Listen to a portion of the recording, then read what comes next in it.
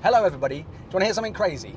We live in a world today where if you chose to have a Volvo estate as your family car, you would be defying convention, going against the grain. I know, seems a crazy thing to say, but trust me, the next time you go to your local supermarket, take a moment to have a look up and down the parent and child parking section, and what you will see is crossover after crossover after SUV after crossover. And a Volvo estate, which to me has always been a quintessential dad car, is now a rare sight. But it is my honest belief that a Volvo estate like this, V70, is a far superior family car in almost every way than a modern crossover. But am I just romanticising the Volvo estate? Well, today we're going to find out. My name's Ben, and welcome to Dadcars.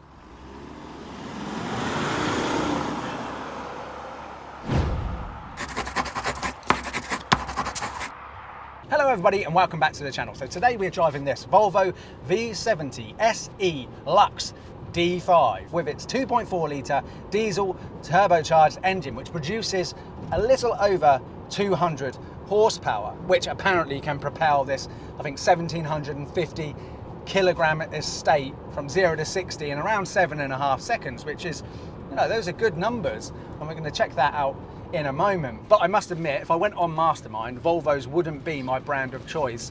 So I don't know a huge great deal about these, but the owner of this car tells me that this, the 2.4, the D5, is the engine to go for. Apparently this is a solid lump, and it's the engine I believe that the police had in all of their traffic cars as well. But if today's video is shining a light on why a Volvo estate is far superior to any modern crossover, I think a good place to start would be getting into the back seats and checking out the rear practicality. What's it like in the back seat of a Volvo V70? Well, really nice.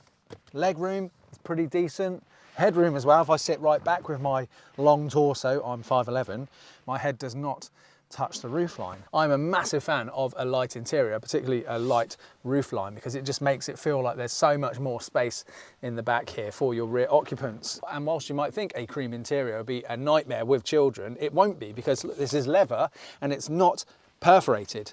So this will clean up really nicely. As you'd expect, you've got two sets of Isofix top tether points, but also I would say even with two Isofix child seats in place here, your middle seat would still be usable. You know, you'd be able to squeeze an adult in there for short journeys, I would say. And rather fittingly today, I am using a Swedish design, Swedish Plus tested, rear-facing belt secured child seat look with the tethers here, which I have strapped to the seat runners. You can also deactivate the passenger side airbag. But the most important thing with a Volvo estate is the boot. And as you would expect, the boot is huge. And I guarantee would put any crossover that you're thinking of buying to shame if you sort of compared back to back this with a Qashqai, a Sportage or similar. Even with my huge double buggy and my camera bag, there was still enough space in the boot to go and move house if you wanted to. And obviously with the seats folding down, there's nothing on Facebook Marketplace that you wouldn't be able to go and pick up if you had one of these.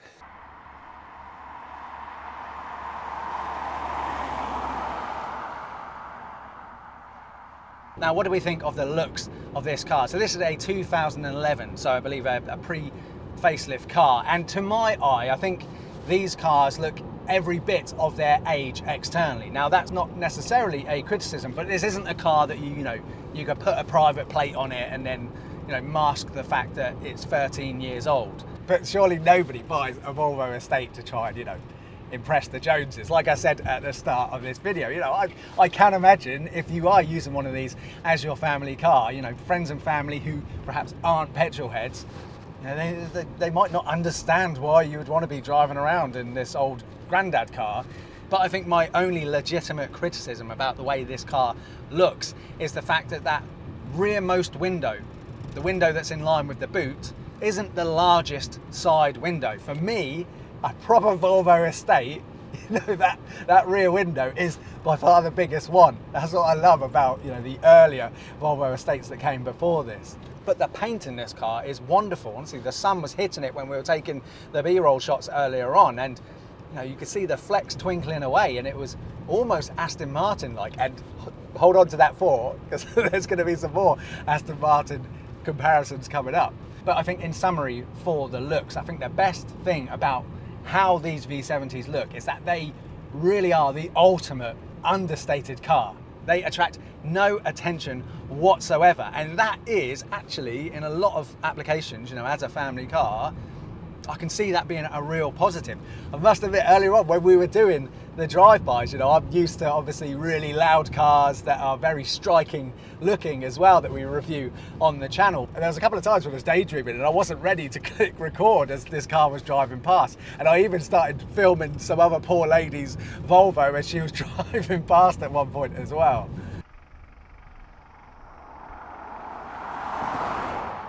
But what about sat inside as the driver? What's the interior like? Well, I'm pleased to tell you that it's a very pleasant surprise. I thought that, you know, inside was going to be really dull and forgettable as well, but it's not. It's really, really nice. And what I think is most impressive is that this particular car, well, like most Volvo V70s, you know, it's got some mileage on it.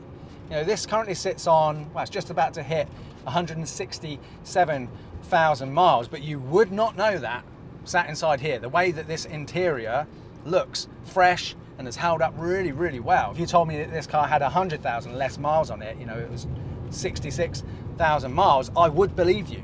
Funnily enough, as a point of comparison, I very recently bought a Renault Aventime, which has literally 100,000 miles less mileage than this, but the interior in my Aventime hasn't held up anywhere near as well as this, which I think just speaks to the quality of how they were making these Volvos at the time.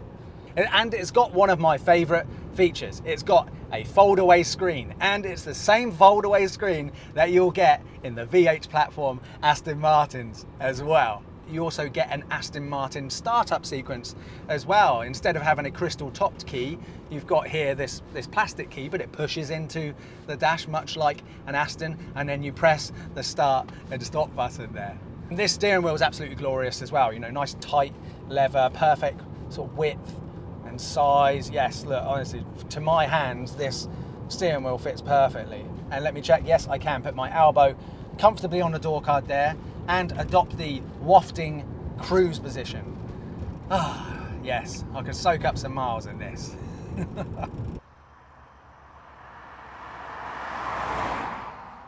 So it's all sounding pretty positive, right? But what about general running costs? Having a family car, particularly with young children, you know, you don't want to be burdening yourself with crippling running costs, do you? Well, in this car, road tax has just gone up to £290, which isn't too bad. Insurance, this car's owner pays around £400. But this car's party piece, and what I think makes it undeniably better than, you know, any modern crossover, even modern hybrid crossovers, is the real world miles per gallon that this car can get.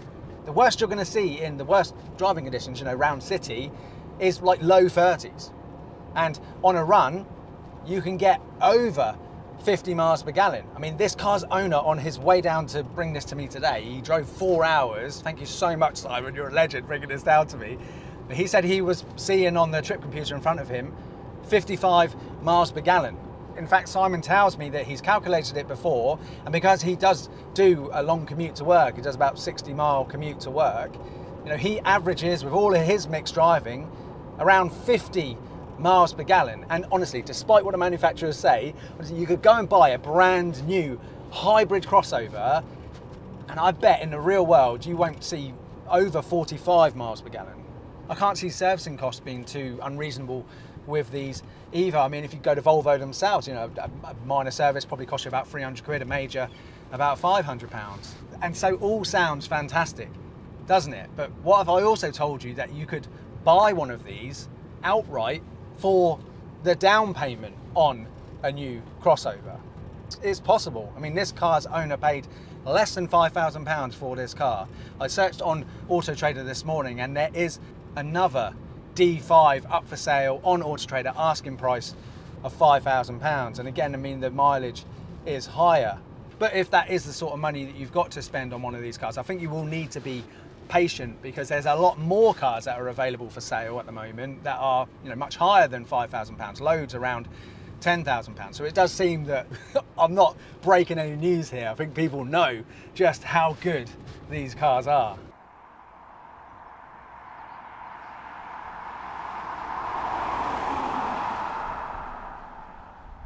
And obviously the other major consideration when choosing to buy your family car, and probably why so many people do just go and buy, you know, a modern crossover, is safety.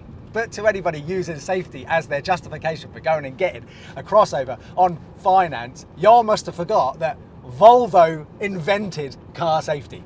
You know, well, they literally invented what, you know, we now sort of deem as, you know, the modern seatbelt. And they made the patent for the seatbelt open as well, so that, you know, any other manufacturer could just openly use it, which is obviously incredible. And I think it was in 2019 that the modern seatbelt turned 60 years old. And at the time, they credited Volvo with saving around 1 million lives. So obviously at the time, I think it was in 2009 that, you know, these V70s were NCAP crash tested, but of course they achieved 5-star NCAP safety ratings, making this a perfect car to obviously take my youngest Pickle out today at her nap time. She's napping soundly in the back. After the first 10 minutes when the cameras were rolling, she was crying and I was having to sing nursery rhymes to her. Blue, I can sing a rainbow. So all that's left to really touch on is, you know, how does it drive? What is it like here as the driver? And let's start with checking the turning circle. Let's have a look. That is, wow, fantastic turning circle. God, yeah, not many cars can do that in one. But it does actually have parking sensors that you can see on this little calculator screen here. The only other thing I noticed earlier on was going from reverse to drive, drive to reverse. There is a bit of a shunt in the gearbox, which is only a bit alarming because, you know, everything else in this car is so smooth. Oh, and if you do need to reverse and you don't have passengers in the back, there is a button here which will make the rear headrest click down, which is pretty cool. And that feature could also be used if you've got passengers in the back who are annoying you. Just press it and, you know, just whack them in the back of the head. Honestly, I think for a front-wheel drive car, around 200 horsepower is a real sort of sweet spot, really. Let's pull in here. Let's give it one last pull.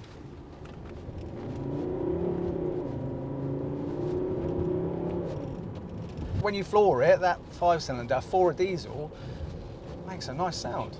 The ride is super comfortable. Yeah, of course, look, it's not going to be like an RS6 like we've had on the channel, but that's not the purpose of this car. It's just super comfortable. And the steering as well, you know, it's got a nice intuitive weight to it. When you're moving at low speeds, you know, the weight is heavier, you know, like you would expect it to. And then as you pick up, you know, it's a lot lighter, you know, moving here at 40 miles an hour.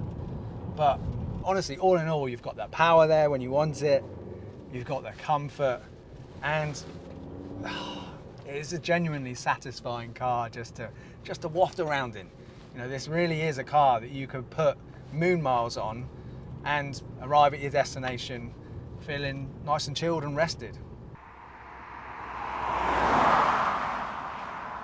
So in summary then, for the Volvo D5 V70, so look, having driven this, I can confidently confirm to you that this car is superior to a modern crossover. Admittedly, the only modern crossover that we've had on the channel was the Alfa Romeo Tonale that they let us borrow for a week, but this car drives better than that Tonale. This car is more practical than that Tonale, and you could have one of these V70s and own it outright for the cost of a down payment on a modern crossover like that. And in fact, the owner of this car, Simon, who I need to say a massive thank you to once again for bringing it down. Thank you so much, Simon. He is a dad. He's got a 2.5-year-old and he's got another baby on the way. But he said that when his first child was born, you know, he sold his Mini Cooper and he got a Kia Sportage on a finance deal. And he said it was rubbish. He didn't enjoy having that Kia Sportage. It wasn't actually a very practical family car. As soon as you put a pram in the boot was already full.